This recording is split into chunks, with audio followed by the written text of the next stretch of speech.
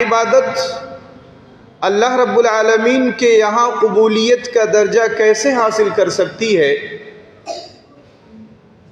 اس کے لیے ہمیں نبی کریم صلی اللہ علیہ وسلم کے اسوہ کو اپنانا ہوگا۔ جیسا کہ اللہ رب العالمین نے فرمایا لَقَدْ كَانَ لَكُمْ فِي رَسُولِ اللَّهِ أُسْوَةٌ حَسَنَةٌ۔ محمد صلی اللہ علیہ وسلم کی پوری زندگی تمہارے لیے آئیڈیل اور نمونہ ہے، ہر ناحیے سے۔ اللہ کے رسول صلی اللہ علیہ وسلم کھانا کیسے کھاتے تھے، اللہ کے رسول صلی اللہ علیہ وسلم پانی کیسے پیتے تھے، اللہ کے رسول صلی اللہ علیہ وسلم کے پیشاب و پاخانہ کا کیا طریقہ تھا، اللہ کے رسول صلی اللہ علیہ وسلم نے شادی بیاہ کے تعلق سے ہماری کیا رہنمائی فرمائی ہے، اللہ کے رسول صلی اللہ علیہ وسلم نے نماز روزے کے تعلق سے ہمیں کس طرح سے آگاہ فرمائے، وغیرہ وغیرہ۔ اسی لیے اللہ رب العالمین نے فرمایا کہ اے محمد صلی اللہ علیہ وسلم آپ لوگوں میں اعلان کر دیجئے کہ اگر تم سچے معنوں میں اللہ سے محبت کرتے ہو تو فاتبعونی، میری اتباع کرو، میری بات مانو۔ اللہ تک کیسے پہنچا جائے گا، اللہ کو راضی کیسے کیا جائے گا، اگر یہ ہنر اپنانا چاہتے ہو تو میری اتباع کرو۔ اس کا فائدہ کیا ہوگا؟ یغفر لکم ذنوبکم، اللہ تمہارے گناہوں کی معافی فرما دے گا، اللہ تم سے محبت کرنے لگے گا، کیونکہ اللہ رب العالمین گناہوں کو معاف فرمانے والا، رحم کرنے والا ہے۔ اب اللہ رب العالمین کے اس فرمان کو رکھیے، پھر دوسرے ناحیے سے آج جو ہمیں آپ کے سامنے باتیں رکھنی ہیں کہ اگر اس اصول سے ہم ہٹ جاتے ہیں، اتباع نبوی صلی اللہ علیہ وسلم ہماری زندگی سے نکل جاتی ہے، ہم ان اعمال کو انجام دینے لگتے ہیں جو اس اصول سے ہٹ کر ہے، تو ہم کتنا دور چلے جاتے ہیں، اسلام سے ہمارا رشتہ کتنا دور ہو جاتا ہے، اس کا اندازہ لگائیے گا۔ تو آج کے اس مجلس میں، اس پروگرام میں ہمیں جو آپ کے سامنے بات کہنی ہے، ہمارے بعض اعمال کے تعلق سے اللہ کے نبی صلی اللہ علیہ وسلم کی پیشین گوئیاں، یعنی اللہ کے رسول صلی اللہ علیہ وسلم نے ان اعمال کے تعلق سے ہمیں آج کے 1450 سال پہلے ہی آگاہ کر دیا تھا کہ خبردار تم ایسے نہ ہونا۔ پیشین گوئی کیوں کی گئی؟ تاکہ ہم ان چیزوں سے بچیں، ان سے اجتناب کریں۔ انہی چیزوں میں سب سے پہلی چیز جو میں آپ کے سامنے رکھ رہا ہوں وہ ہے اتباع نبوی کو چھوڑ کر کے غیروں کی اتباع کرنا۔ اس تعلق سے اللہ کے رسول صلی اللہ علیہ وسلم نے ہمیں بہت پہلے آگاہ کیا تھا۔ ابو سعید خدری رضی اللہ تعالی عنہ اس حدیث کے راوی ہیں، صحیح بخاری اور مسلم کی روایت ہے، کہتے ہیں اللہ کے نبی صلی اللہ علیہ وسلم نے فرمایا لَتَتَّبِعُنَّ سَنَنَ مَنْ قَبْلَكُمْ شِبْرًا بِشِبْرٍ وَذِرَاعًا بِذِرَاعٍ۔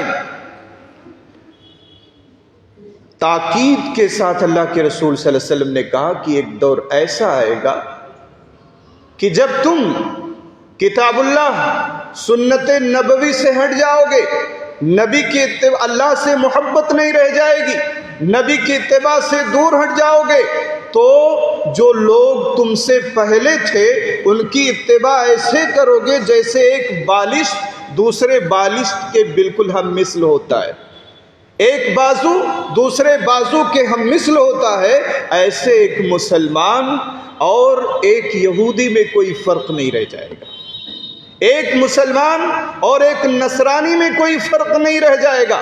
کیوں؟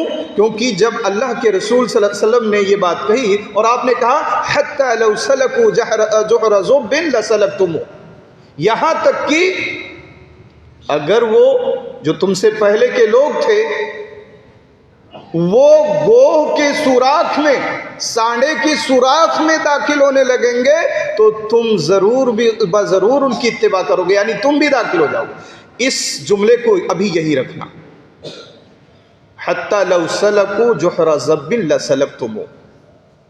ابھی یہ بات آگے انشاءاللہ سمجھ میں آئے گی پوری طرح سے۔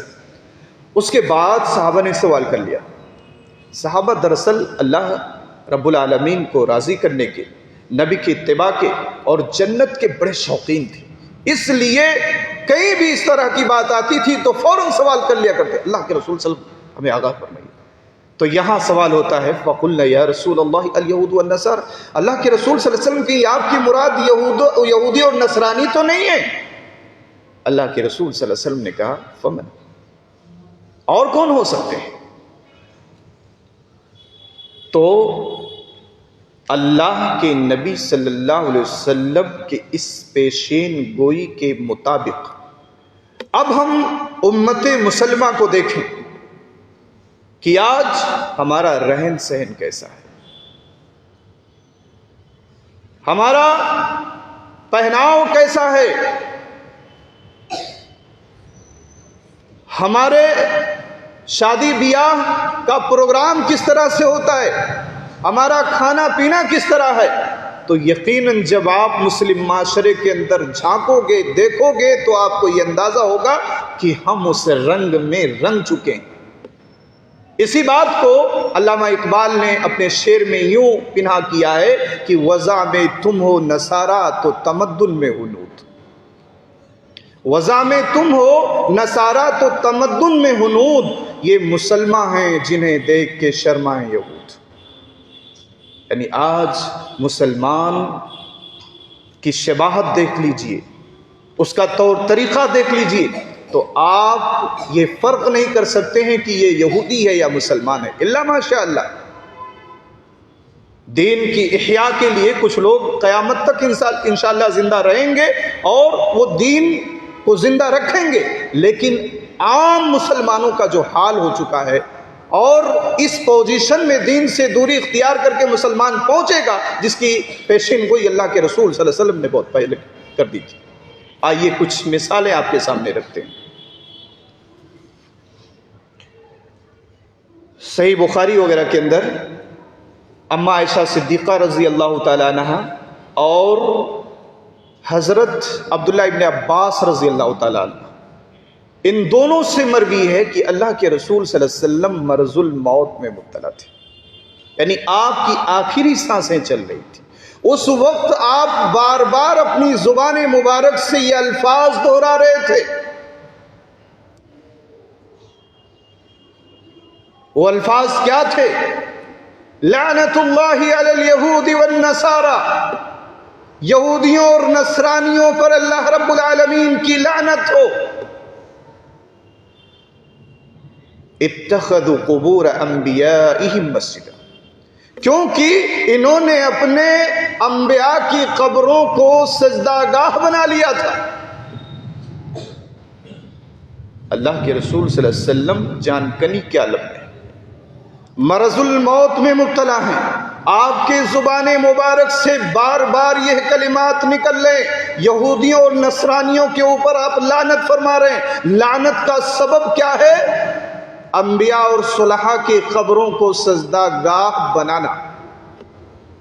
اب آئیے، اللہ کے رسول صلی اللہ علیہ وسلم نے کہا تھا نا کہ جیسے ایک بالشت دوسرے بالشت کے ہم مثل ہوتا ہے، ایک بازو دوسرے بازو کے ہم مثل ہوتا ہے، ایسے مسلمان یہودیوں اور نصرانیوں کے رنگ میں رنگے گا، ان کی شباہت اختیار کرے گا، ان کی پیروی کرے گا۔ آج دیکھ لیجئے مسلمان اس چیز میں پیچھے ہے۔ آج قبروں کی پوجا ہمارے یہاں بھی ہو رہی ہے۔ آج جو لوگ اس دنیا سے جا چکے ہیں ہم ان سے اپنی مرادیں مانگتے ہیں، ان کے نام کی قوالیاں ہوتی ہیں، ان کے نام کی چادریں چڑھائی جاتی ہیں۔ تو اللہ کے رسول صلی اللہ علیہ وسلم نے اس قباحت سے، اس شناعت سے، اس برائی سے بہت پہلے آگاہ کر دیا تھا کہ خبردار، ہوشیار، اس چیز سے بچ کے رہنا۔ اور یہ اس کی خطرناکی اس کا اندازہ آپ اس سے لگا سکتے ہیں کہ یہ شرک ہے، اللہ کے علاوہ دوسروں کو مدد کے لیے پکارنا یہ شرک ہے، اور شرک اتنا عظیم گناہ ہے کہ اگر اسی حالت میں کسی کی موت ہو جاتی ہے تو اللہ رب العالمین نے فرمایا وَمَن يُشْرِكْ بِاللَّهِ فَقَدْ حَرَّمَ اللَّهُ عَلَيْهِ الْجَنَّةَ، جس نے اللہ کے ساتھ کسی کو جوڑا، اللہ کے ساتھ کسی کو پکارا، اللہ کے ساتھ کسی کو حاجت روا اور مشکل کشا سمجھا، اللہ نے اس کے اوپر جنت حرام کر دی۔ اتنی خطرناک چیز ہے، اور آج اللہ کے رسول صلی اللہ علیہ وسلم کے اس پیشین گوئی کو ذہن میں رکھیے، اور مسلمان کے اس عمل کو ذہن میں رکھیے کہ آپ کے پیشین گوئی کے مطابق ہم کس قدر غیروں کے رنگ میں رنگ چکے ہیں، غیروں کی وضاقتہ کو اختیار کر چکے ہیں، اور ہم سب کو اس کے تئیں بیدار ہونا چاہیے، اور کہیں سے بھی ہم ان اعمال میں منامک ہیں فوراً اللہ سے سچی توبہ کرنا چاہیے۔ دوسری مثال، اللہ کے رسول صلی اللہ علیہ وسلم کی خدمت میں حضرت عدی بن حاتم رضی اللہ تعالیٰ عنہ تشریف لاتے ہیں، تو کہتے ہیں کہ میرے گلے میں سونے کی ایک سلیب لٹکی ہوئی تھی۔ اللہ کے رسول صلی اللہ علیہ وسلم نے جب اس سلیب کو دیکھا تو کہا اے عدی، اس بت کو اتار پھینکو۔ پھر اس کے بعد اللہ کے رسول صلی اللہ علیہ وسلم نے فرمایا، حضرت عدی بن حاتم کہتے ہیں کہ آپ نے قرآن کریم کی یہ آیت کریمہ پڑھی، اتخذوا احبارہم ورہبانہم اربابا من دون اللہ، ان یہود و نصارہ نے اللہ کو چھوڑ کر کے اپنے علماء اور درویشوں کو رب بنا لیا۔ اللہ کو چھوڑ کر کے اپنے علماء کو اور اپنے صلحاء کو رب بنا لیا۔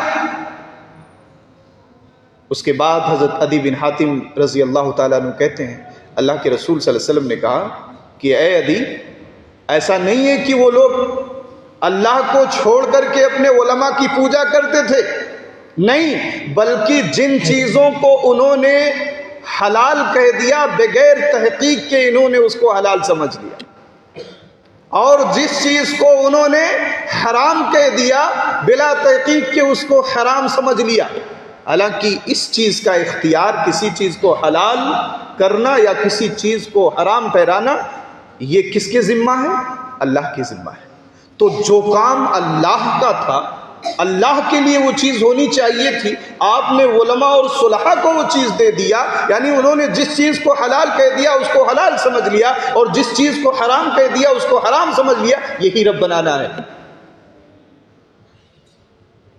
اب اس چیز کو بھی دیکھیے، اس عمل کے بھی تعلق سے دیکھیے، کیا وہ چیزیں امت مسلمہ کے اندر نہیں آ چکی؟ یقیناً آ چکی ہیں۔ آج ہم بلا کسی تعامل کے، کسی امام نے کہہ دیا کہ یہ چیز ایسی ہے، ہم اس کو ناپتے نہیں ہیں، تولتے نہیں ہیں کہ اللہ کے نبی صلی اللہ علیہ وسلم نے یہ بات کہی ہے یا نہیں کہی ہے، ہم آنکھ بند کر کے اس کو تسلیم کر لیتے ہیں۔ کسی عالم نے کوئی بات کہی، اس کے لیے رسول اللہ صلی اللہ علیہ وسلم کی سنت کو نہیں دیکھتے ہیں، ٹھیک ہے عالم صاحب نے کہہ دیا، امام صاحب نے کہہ دیا، یہی بات صحیح ہے۔ یہ کمی ہے، اور کیسی کمی ہے؟ وہی کمی جس کی پیشین گوئی اللہ کے رسول صلی اللہ علیہ وسلم نے بہت پہلے کہہ دی تھی، لَتَتَّبِعُنَّ سَنَنَ مَنْ قَبْلَكُمْ، البتہ ضرور تم اپنے سے پہلوں کی پیروی کرو گے۔ تو یہ اسی پیروی میں آتا ہے کہ بغیر تحقیق کے کسی عالم کی بات کو مان لینا، تسلیم کر لینا، یہ نہ دیکھنا کہ رسول اللہ صلی اللہ علیہ وسلم نے یہ بات کہی ہے کہ نہیں کہی ہے۔ حضرت عبداللہ بن عمر بن العاص رضی اللہ تعالیٰ عنہ کہتے ہیں، سنن ترمذی کی روایت ہے کہ اللہ کے رسول صلی اللہ علیہ وسلم نے فرمایا، لَيَأْتِيَنَّ عَلَىٰ أُمَّتِي مَا أَتَىٰ عَلَىٰ بَنِي إِسْرَائِيلَ، البتہ ضرور ضرور میری امت بھی اس صورتحال سے دوچار ہوگی جس سے بنی اسرائیل دوچار ہوئے. حدو النعل بالنعل، ویسے ہی جیسے ایک جوتا دوسرے جوتے کے بالکل ہم مثل ہوتا ہے، ایک جوڑی جوتا ہے دونوں میں کوئی فرق نہیں ہوتا ہے، ایسے امت محمدیہ بنی اسرائیل کے رنگ میں رنگ جائے گی، ان کے طور طریقے کو اپنا لے گی. ایک یہودی ایک مسلمان، ایک نصرانی اور ایک مسلمان میں کوئی امتیاز کوئی فرق نہیں رہ جائے گا. اب آئیے جو میں نے آپ سے کہا تھا کہ حتی لو سلکوا جحر ضب لسلکتموہ، دراصل یہ جو ضب ہوتا ہے سانڈا، یہ عرب کے اندر خاص طور سے نجد کے علاقے میں پایا جاتا ہے، اور اس کا جو ٹھکانہ ہوتا ہے سوراخ ہوتا ہے، یہ جہاں رہتا ہے ایسے بھول بھلیا ٹائپ کا اپنا جو ہے یہ آشیانہ بناتا ہے یا سوراخ کرتا ہے کہ وہاں تک پہنچنا کسی شکاری کا بڑا مشکل ہوتا ہے، بہت مشکل سے کوئی وہاں تک پہنچ سکتا ہے. اس طرح سے وہ اپنا آشیانہ یا اپنا گھونسلہ یا اپنا ٹھکانہ بناتا ہے. تو اللہ کے رسول صلی اللہ علیہ وسلم نے فرمایا تھا کہ یہاں تک کہ یہودی نصرانی گوہ کے سوراخ میں بھی داخل ہوں گے تو البتہ تم بھی اس میں داخل ہو جاؤ گے. یہاں اللہ کے رسول صلی اللہ علیہ وسلم نے فرمایا کہ جیسے ایک جوتا دوسرے جوتے کے ہم مثل ہوتا ہے، جوڑی جو جوتا ہوتا ہے، ایسے امت محمدیہ بنی اسرائیل کے رنگ میں لگے گی. حتی ان کان منہم من اتی امہ علانیۃ لکان فی امتی من یصنع ذلک، یہاں تک کہ ان میں سے کوئی شخص اعلانیہ طور پر اپنی ماں کے ساتھ بدکاری کرے گا تو میری امت میں بھی ایسا شخص ضرور آئے گا جو اس کام کو کرے گا. مشکل چیز ہے نا، ماں کے ساتھ بدفعلی کرنا، ماں کے ساتھ بدکاری کرنا، بڑی سوچتے ہیں تو یہ بھی مطلب جو ذی شعور انسان ہے یا اچھا انسان ہے تو اس کا دل دہل جائے. تو اللہ کے رسول صلی اللہ علیہ وسلم نے فرمایا کہ جیسے گوہ کے سوراخ میں مشکل سے پہنچا جا سکتا ہے، ایسے میری امت دوسروں کے رنگ میں ایسے رنگے گی کہ ماں کے ساتھ بدفعلی کرنا، ماں کے ساتھ بدکاری کرنا بڑا مشکل کام ہے اور بڑی قبیح حرکت ہے، لیکن میری امت کے لوگ اس چیز کو بھی کر ڈالیں گے، اتنا دوسروں کے رنگ میں رنگیں گے. اس کے بعد اللہ کے رسول صلی اللہ علیہ وسلم نے جو بات میں اب کہنا چاہتا ہوں، اس تیسری مثال کے تحت اللہ کے رسول صلی اللہ علیہ وسلم نے آگے فرمایا وَإِنَّ بَنِي إِسْرَائِيلَ افترقت عَلَى 72 ملہ، بنی اسرائیل یہ 72 فرقوں میں بٹ گئے تھے. کیسے بٹے تھے؟ ایسے ہی جیسے اتخذوا احبارهم ورهبانهم کی تفسیر ہے کہ اپنے علماء یا صلحاء کی باتوں کو بغیر دلیل کے تسلیم کر لینا. تو امت مسلمہ کے اندر بھی جو گروہ بندی، تفرقہ بازی، ٹولیوں میں بٹنا، یہ چیزیں بھی کہیں نہ کہیں انہی چیزوں سے تعلق رکھتی ہیں. تو اللہ کے رسول صلی اللہ علیہ وسلم نے فرمایا کہ میری امت بنی اسرائیل یہ 72 ٹولیوں میں بٹے تھے اور میری امت یہ 73 فرقوں میں بٹ جائے گی. اس کے بعد اللہ کے رسول صلی اللہ علیہ وسلم نے فرمایا کلہم فی النار، سب کے سب جہنم میں جائیں گے الا واحدہ، سوائے ایک کے. پھر یہاں صحابہ کا احساس بیدار ہوا، جہاں بھی ان کو کچھ ڈیفیکلٹ لگتا تھا فوراً سوال. دیکھیے صحابہ کا احساس دیکھیے، ایک امت کے تعلق سے اللہ کے رسول صلی اللہ علیہ وسلم نے فرمایا کہ اس طرح سے بے حسی ان کے اندر آئے گی کہ کسی بات کی کوئی تحقیق نہیں. یہاں دیکھیے رسول اللہ صلی اللہ علیہ وسلم نے یہ بات کہی کہ سب کے سب جہنمی ہوں گے سوائے ایک کے. صحابہ کتنے متحسس تھے، فوراً سوال کیا ومن ہی یا رسول اللہ، وہ ایک گروہ جو کامیاب ہوگا، جو کامران ہوگا، جو جہنم میں نہیں جائے گا، وہ کون ہے؟ اللہ کے رسول صلی اللہ علیہ وسلم نے جو بات کہی تھی اس کو گاٹھ باندھ لو۔ آج بھی اگر ہم چاہتے ہیں کہ تفرقہ بازی سے دور رہیں اور ہم ایک امت واحدہ بن کے رہیں تو اس اصول کو ہمیشہ گاٹھ باندھ کے رکھنا ہوگا، یاد رکھنا ہوگا۔ اللہ کے رسول صلی اللہ علیہ وسلم نے کہا تھا ما انا علیہ واصحابی، جس اصول پر، جس دستور پر، جس قانون پر میں ہوں اور میرے یہ جانثار ہیں، یہ جو شخص اس اصول پہ زندگی گزارے گا وہ جہنم میں نہیں جائے گا، وہ تفرقہ بازی سے جو ہے بچ جائے گا۔ اور اللہ کے رسول صلی اللہ علیہ وسلم نے جو پیشین گوئی کی تھی کہ تم یہود و نصارہ کے رنگ میں رنگو گے، وہ اس سے مستثنیٰ ہو جائے گا، الگ ہو جائے گا۔ تو آج بھی کامیابی کا معیار رسول اللہ صلی اللہ علیہ وسلم کی سنت ہے اور صحابہ کرام رضی اللہ عنہم اجمعین اور سلف صالحین کا منہج ہے۔ اسی طرح سے اللہ کے رسول صلی اللہ علیہ وسلم نے پیشین گوئی کرتے ہوئے فرمایا، حضرت ابو ہریرہ رضی اللہ تعالی عنہ سے مروی ہے، کہتے ہیں کہ اللہ کے رسول صلی اللہ علیہ وسلم نے فرمایا سیصیب امتی داء الامم، ان قریب میری امت یہ داء الامم میں مبتلا ہو جائے گی۔ دا بیماری کو کہتے ہیں امم، جو امتیں گزر چکی ہیں۔ پھر یہاں سوال ہوتا ہے، قالوا یا رسول اللہ وما داء الامم، صحابہ نے پوچھا اللہ کے رسول صلی اللہ علیہ وسلم یہ داء الامم کیا چیز ہے؟ اللہ کے رسول صلی اللہ علیہ وسلم اب داء الامم کی تشریح کر رہے ہیں۔ العشر والبطر، تکبر اور گھمنڈ کرنا، فخر و غرور میں مبتلا ہونا، یہ داء الامم ہے۔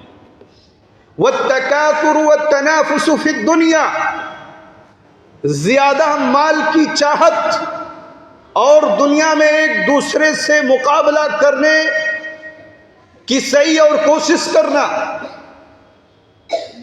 والتباغض اور ایک دوسرے سے بغض و کینہ رکھنا، والتحاسد حتی یکون البغی اور ایک دوسرے سے حسد اس قدر رکھنا کہ معاملہ ظلم تک پہنچ جائے۔ یہ اللہ کے رسول صلی اللہ علیہ وسلم نے داء الامم کی تشریح کی۔ اب ہم اپنے آپ کو اس پیشین گوئی پر بھی تولیں، کیا ہمارے اندر یہ بیماری نہیں آ چکی ہے؟ فخر و غرور میں ہم مبتلا نہیں ہو چکے ہیں؟ زیادہ مال کی خواہش ہمارے اندر پیدا نہیں ہو چکی ہے؟ دنیا میں ایک دوسرے کو پچھاڑنے کے ہوڑ میں ہم نہیں لگے ہوئے ہیں؟ بغض و حسد کے شکار ہم نہیں ہیں؟ یقیناً یہ ساری برائیاں ہمارے اندر آ چکی ہیں۔ اور آپ دیکھ لیجئے، اسی الیکشن کے ماحول میں دیکھ لیجئے، ابھی آپ نے سنا ہوگا کہ غالباً بدائم کا واقعہ کہ ایک مسلمان نے دوسرے مسلمان کو باتوں ہی پر قتل کر دیا۔ الیکشن کے موضوع پر بحث چھڑی اور بحث چھڑتے چھڑتے وہ اتنا اس انا کا شکار ہوا، اس کو اس کی بات اتنی بری لگی کہ اس نے اس کا قتل کر دیا۔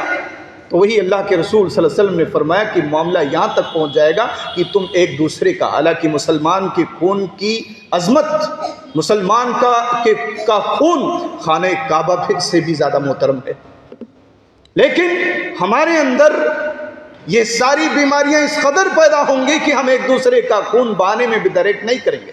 آج مسلمان کے جان کا خود سودا کر رہا ہے، مسلمان کے جان کو لینے پر تلا ہوا ہے۔ تو ہمارے اندر یہ ساری بیماریاں جو اللہ کے رسول صلی اللہ علیہ وسلم نے فرمایا تھا وہ آ چکی ہیں۔ اسی طرح سے اللہ کے رسول صلی اللہ علیہ وسلم نے ہماری پستی اور ذوبحالی کے تعلق سے بھی پیشین گوئی کی تھی۔ حضرت ثوبان رضی اللہ تعالیٰ عنہ سے مروی ہے، ابو داؤد کی روایت ہے، کہتے ہیں اللہ کے رسول صلی اللہ علیہ وسلم نے فرمایا یوشک الامم ان تدع علیکم کما تدع الاکلۃ الی قصعتها، ان قریب ایسا وقت بھی آئے گا کہ دوسری قومیں تمہیں مٹانے کے لیے، تمہیں برباد کرنے کے لیے تمہارے اوپر اس طرح سے حملہ آور ہوں گی جیسے کھانے والا کھانے کے دسترخوان یا پیالے کی طرف دوڑتا ہے کہ کب ہم کھائیں، ہمارا پیٹ بڑھے اور جو چیز ہمارے سامنے رکھی ہوئی ہے اس کو کب ہم اپنے پیٹ کے اندر کر لیں، اس کو نگل لیں، ایسے دوسرے لوگ تمہیں نگلنے کی کوشش کریں گے۔ فقال قائل، سوال کرنے والے نے، دیکھیے یہاں پھر سوال ہو رہا ہے، صحابہ کتنے متحسس تھے، اسی لیے قرآن نے کہا ہے نا تتجافى جنوبهم عن المضاجع يدعون ربهم خوفا وطمعا، بستر پر بھی وہ لیٹے رہتے ہیں، ان کو چین نہیں ملتا ہے، اٹھ جاتے ہیں، اللہ کو یاد کرنے لگتے ہیں، رب سے گڑگڑاتے ہیں، کیونکہ ان کو ڈر بھی ہوتا ہے، لالچ بھی ہوتی ہے۔ وہ احساس ہمیں اپنے اندر لانا ہوگا اگر ہم ان ساری برائیوں سے بچنا چاہتے ہیں۔ رسول اللہ صلی اللہ علیہ وسلم نے جن چیزوں سے ہمیں آگاہ کر دیا ہے ان سے ہم آگاہ ہونا چاہتے ہیں تو وہ فکر، وہ احساس ہمیں اپنے اندر لانا ہوگا۔ تو ایک سوال کرنے والے نے سوال کر دیا، وَمِن قِلَّةٍ نَحْنُ يَوْمَئِذٍ یا رسول اللہ کے رسول صلی اللہ علیہ وسلم، کیا اس وقت ہماری تعداد کم ہوگی؟ ہم تھوڑے لوگ ہوں گے کیا؟ اللہ کے رسول صلی اللہ علیہ وسلم نے فرمایا بل انتم یومئذ کثیر ولکنکم غثاء کغثاء السیل، نہیں، تم تعداد میں کم نہیں ہوگے، تمہاری تعداد اچھی خاصی ہوگی، اس وقت تم لوگ بہت اچھی خاصی تعداد میں ہوگے، لیکن وَلَيَنزِعَنَّ اللَّهُ مِن صُدُورِ عَدُوِّكُمُ الْمَحَابَةَ مِنْكُمْ، لیکن اللہ تعالیٰ دشمنوں کے دلوں سے تمہاری ہیبت کو نکال دے گا۔ کیوں نکال دے گا بھائی؟ اس لیے کہ جب ہم خود ان کی برائیوں میں ملوث ہو چکے ہیں، ان کے اندر جو خامیاں تھیں ان کو خود ہم نے اپنا شیوا بنا لیا ہے، تو ظاہر سی بات ہے ہماری ہیبت ان کے اندر کہاں رہ جائے گی؟ وہ شان، وہ جلالت، وہ مقام، وہ مرتبہ کہاں رہ جائے گا؟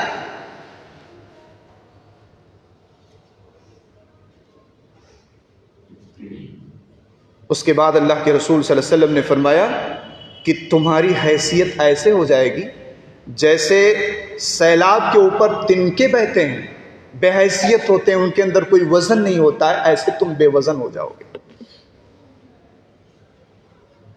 اور تمہارے اندر وہن نامی چیز پیدا ہو جائے گی۔ اب دیکھیے صحابہ کو جہاں کوئی دشواری لگتی تھی فوراً سوال کرتے تھے۔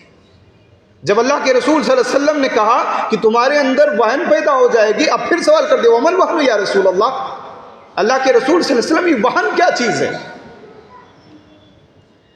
کہ حب الدنیا و کراہیت الموت، دنیا کی محبت اور موت کو ناپسند کرنا۔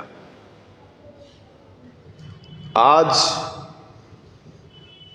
دشمنان اسلام،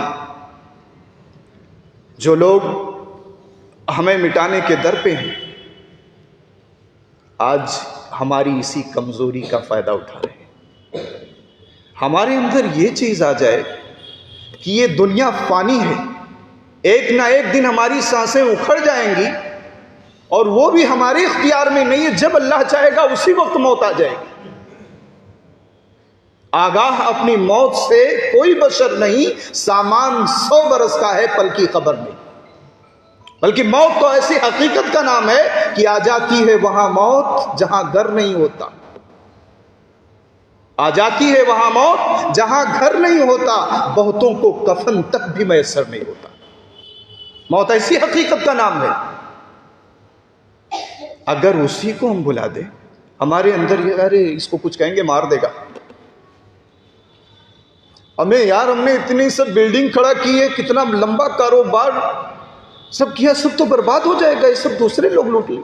یہ احساس جس قوم کے اندر آ جائے پھر وہ کامیاب نہیں ہو سکتی۔ آج اللہ کے رسول صلی اللہ علیہ وسلم 1450 سال پہلے یہ بات کہی تھی، آج ہم اور آپ امت مسلمہ کو دیکھیں، اپنے حالات کو دیکھیں، کیا یہ بیماری ہمارے اندر پیدا ہو گئی ہے کہ نہیں ہو گئی؟ ہم کیسے کامیاب ہو سکتے؟ دوسروں کے اندر ہمارا خوف، ہمارا رعب، ہمارا دبدبہ، ہماری شان کیسے قائم ہو سکتی؟ تو ہمیں اپنے احساس کو بدلنا ہوگا۔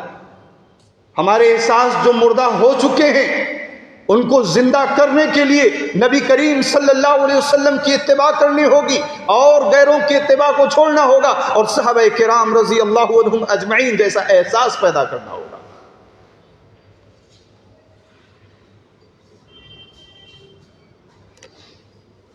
اسی طرح سے اللہ کے رسول صلی اللہ علیہ وسلم نے ہمیں آگاہ کرنے کے لیے، ہمیں متنبہ کرنے کے لیے ایک بات یہ بھی بہت پہلے بتا دی تھی، لا تقوم الساعة حتى يتباهى الناس في المساجد۔ قیامت اس وقت تک واقع نہیں ہوگی جب تک کہ لوگ مسجدوں کو آباد کرنے کے بجائے ان کو بنانے سنوارنے میں ایک دوسرے کا مقابلہ کرنے لگیں گے۔ یہ بھی اللہ کے رسول صلی اللہ علیہ وسلم کی پیشین گوئی ہے کہ مسجدیں آباد کرنے کی فکر نہیں رہ جائے گی۔ فکر کس چیز کی ہوگی؟ لوگ خوب پیسے خرچ کریں گے، لوگ خوب نچھاور کریں گے، خوب عالی شان سے عالی شان مسجد، لیکن نماز کے معاملے میں بالکل ڈھیلے ہوں گے۔ مسجدوں کے آباد کرنے کی ان کو فکر نہیں رہے گی۔ یہ قیامت کی نشانی ہے۔ قیامت واقع ہونے سے پہلے پہلے یہ چیز بھی ہوتی ہے۔ ہم اور آپ اس چیز کو بھی دیکھ لیجیے، اس چیز کا بھی اندازہ کر لیجئے۔ آج مسجدیں ویران ہیں، مسجدیں مرتیا کھاں ہیں کہ نمازی نہ رہے، یعنی وہ صاحب اوصاف حجازی نہ رہے۔ صحابہ کرام رضوان اللہ علیہم اجمعین نے اللہ کے رسول صلی اللہ علیہ وسلم سے اسلام کو سیکھا، نماز کے اتنے پابند بنے کہ وہ جب تک نمازوں کو اپنے اس کے وقت پر ادا نہیں کر لیتے تھے ان کو چین نہیں ملتا تھا۔ آج ہم ہیں، کچھ نمازی ہیں تو جہاں جیسے چاہا پڑھ لی، مسجد میں آئے بھی نہیں بھی آئے، ایک وقت کی پڑھ لی، 2 وقت کی پڑھ لی، کوئی پرواہ نہیں، لیکن مسجد میں ارے یہ چیز ایسی ہے، یہ چیز ویسی ہے، اس کو ایسا بنانا چاہیے، ایسا ہونا چاہیے، عالی شان ہونا چاہیے، یہ فکر ہے ہمارے اندر۔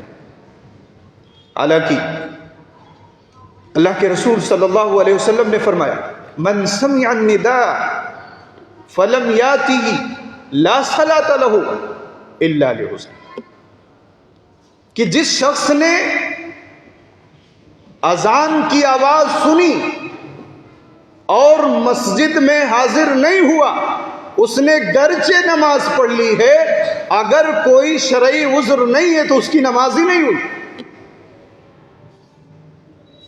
تو بہرحال کہنا یہ چاہتا ہوں کہ یہ چیزیں بھی عبادت گاہوں کو سنوارنا اور عبادت میں تساہلی کا شکار ہونا، یہ بھی غیروں کا سوا ہے۔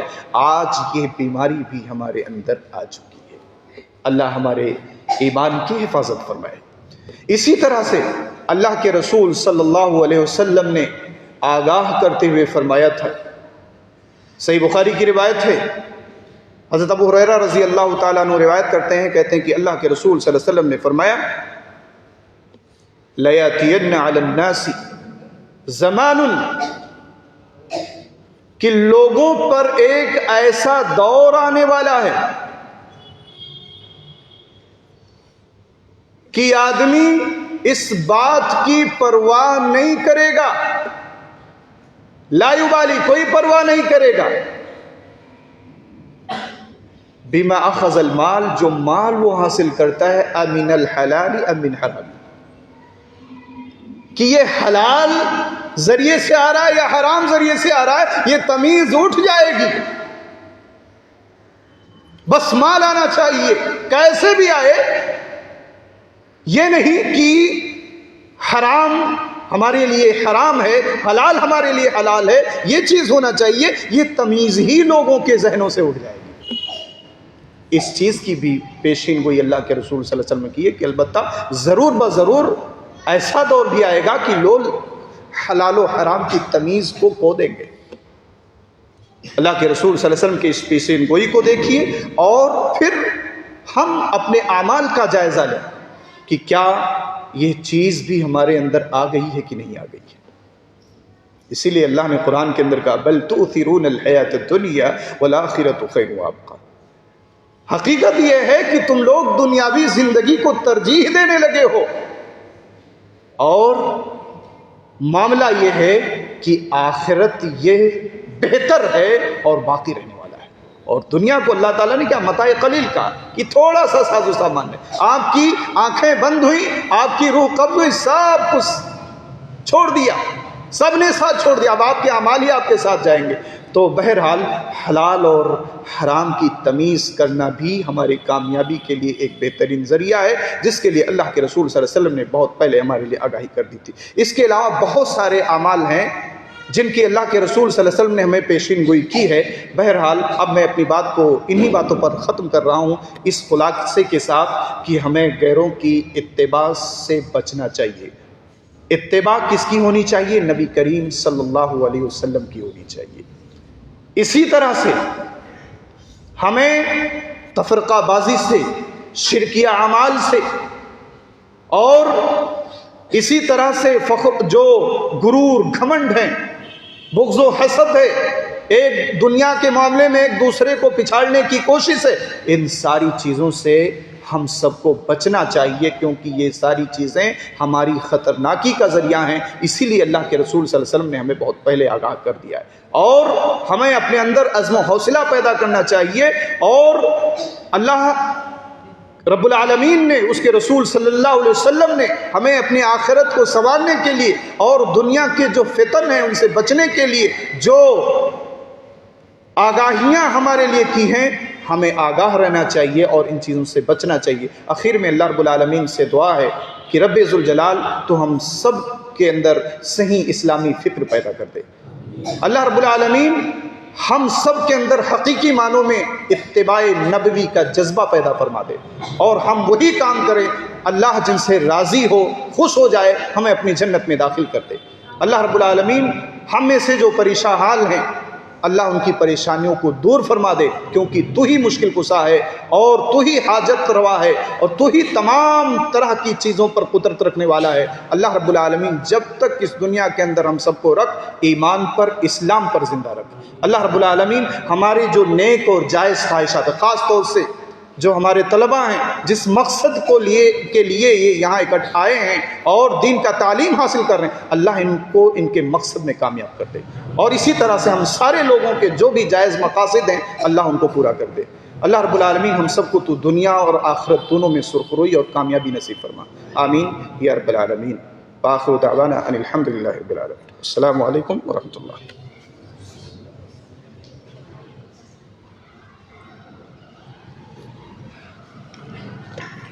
جزاک اللہ خیر و احسن الجزاء۔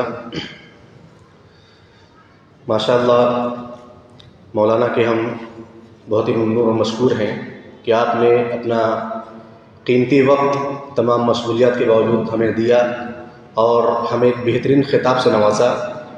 اب یہیں سے اس پروگرام کے اختتام کا اعلان کیا جاتا ہے۔ السلام علیکم ورحمۃ اللہ وبرکاتہ۔